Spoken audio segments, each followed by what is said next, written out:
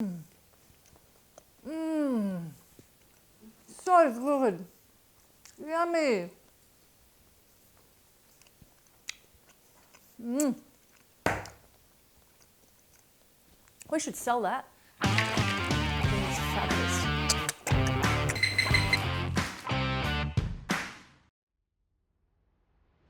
This is a kind of good DIY kind of muesli bar situation, and we love it, don't we? We love it! Oh my God, it's so easy. And you can use any dried fruit you want, seriously, and any nuts you want. Like, it's actually really nice with walnuts, right? Yeah. It's actually, we don't have any walnuts today, I've got pecans.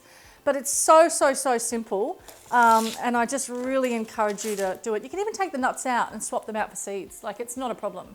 It's completely up to you. But the trick is, all these amazing ingredients, like I've got the almond butter, which you can swap out for a seed butter if this is nut-free. We can have peanut butter, it's like whatever you want. Coconut oil, and I've got maple, and then I've got chia seeds, which are grounded down, and I've got the, like I said, I don't have walnuts today. I've got some pecans, some almonds, sultanas or raisins, just whatever you want, some oats and cinnamon and salt, really that's all you really do. And what we're going to do is we're going to heat up the liquids first. So that's the almond butter, just into a little pot, along with the maple.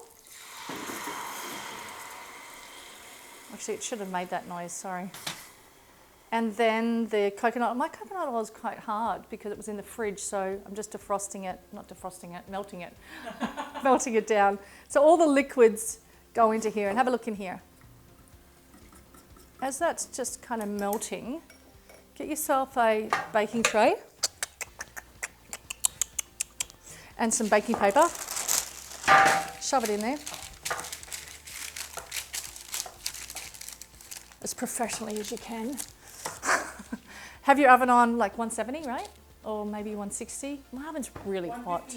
Well, yeah, my oven's really hot, so 150 for me. If you guys want to go a little bit higher, go right ahead. That's melting, and all you're going to do, seriously, oh my God, it's so easy. The nuts go into the food processor.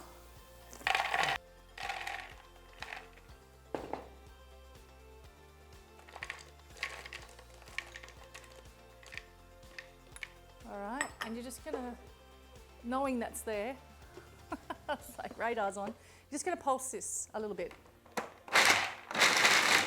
Just to break down those almonds, but I do not want it to be a powder. Okay, I've got a bit of texture. Have a look in here. And you can see like they're not all broken down into a complete kind of fluff, right? And next goes in the chia seeds. Ground chia, sorry, not chia seeds. So all I do is take my whole chia, put it in the Vitamix, push play, get this situation, and it acts like an egg. All right, love it when people knock on the door. Seriously, you don't know who's going to be there. Absolutely. And if it's one of the man friends in my life, oh my God, they just sit here and just wait for the food to be done and then eat it all. It's like a Hoover, you know? It's hilarious. Everybody wants to live next door to the chef. I want to. Yeah, you all want to. Absolutely. And then that little bit of cinnamon. Okay. And lastly, this glory. Have a look at this. Sorry, chef. Yeah. That one is not in the not in the. So you just want to, before this even goes in there, you just want to mix up all that almond butter so it emulsifies, right? It's really important. Blitz this for a minute first. So if you blitz this too much, it goes into a complete powder. So a reminder to everybody, unless you want a really fine muesli bar, which I have made one, right, guys? And It was still good. It was really crunchy and it was really fine. It was fine. It was friendly for the people who have toothache. It was very friendly for the toothache people, exactly. But have a look at this. This has still got a little bit of texture.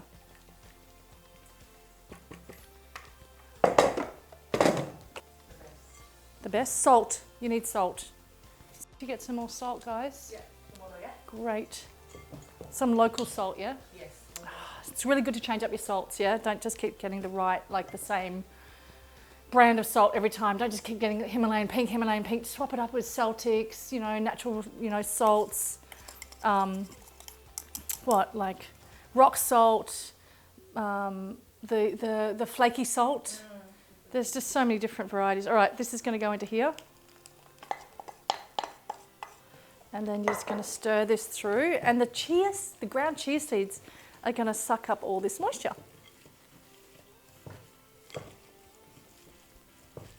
Mix it up really well. I can already feel the chia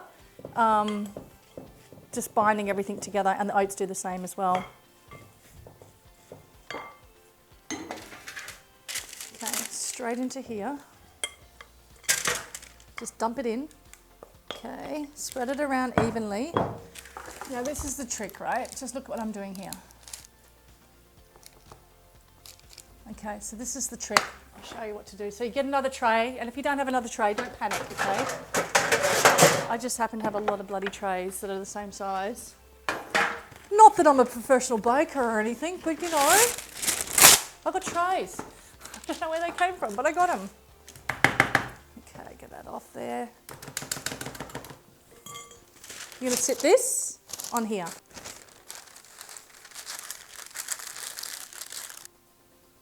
Then you're going to get this other tray and you're going to sit it in here like a cushion. Oh, like a marriage. Like a compact situation. I did a good push. You did a good push. And push as hard as you can. Have a sneak peek.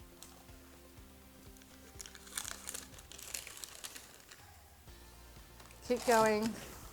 Just put your whole body into it.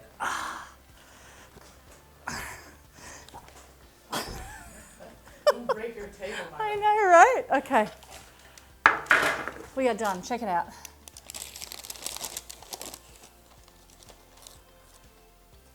Great. And what you're going to do now is get a knife. I've just got this, but you just want to mark it. Mark it means like, if I put it in the oven like this whole, it would be hard to cut later. So just want to mark it.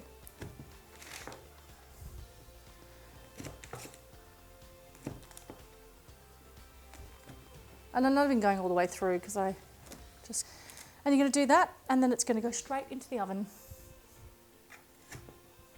These are small muesli bars. Smaller? That's okay, right? It's all right. This little cut really helps after it's come out of the oven. So then you can just like slice your knife through it easily as it's cooled down. And the reason why is because it would just be too hard to cut, like it would just crumble everywhere. And this is something my friend Dee has decided to do. She's saying put this on here, and this is a great tip because this protects it from burning, right, Dee? Yeah. And which is awesome. So I'm just going to sit that on there. It's going to go straight into my oven for how long? 25 minutes. 25 minutes, 150, that's what I'm using. It's going to be on for around about 25 minutes. And like I said, my oven's on 150, right? Loving having these timers around, they're so good. Okay, done. Clean up my mess. Smells like a bakery in here, doesn't it? Oh, it's so good. So good. So good. And it's such a good trick to put that paper on there actually. Okay, let's have a look. Oh, beautiful. All right, that's good. Those raisins haven't burnt, right? Have a look at this. Really good idea to put that paper on. Because those raisins do burn because they're full of sugar, right? Let it cool completely, like completely. And then we'll come and run our knife through those, what do you call that, creases, lines? Pretend lines? Pretend lines.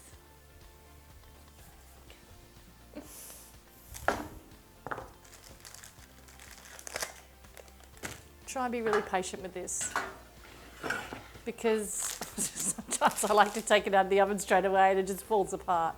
But this is why we cut it before we put it in, right? So now it's easier to cut.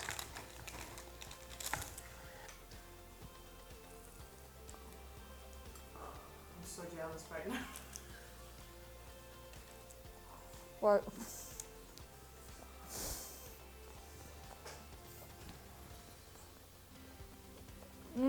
Right. It's actually really thick. If I put all the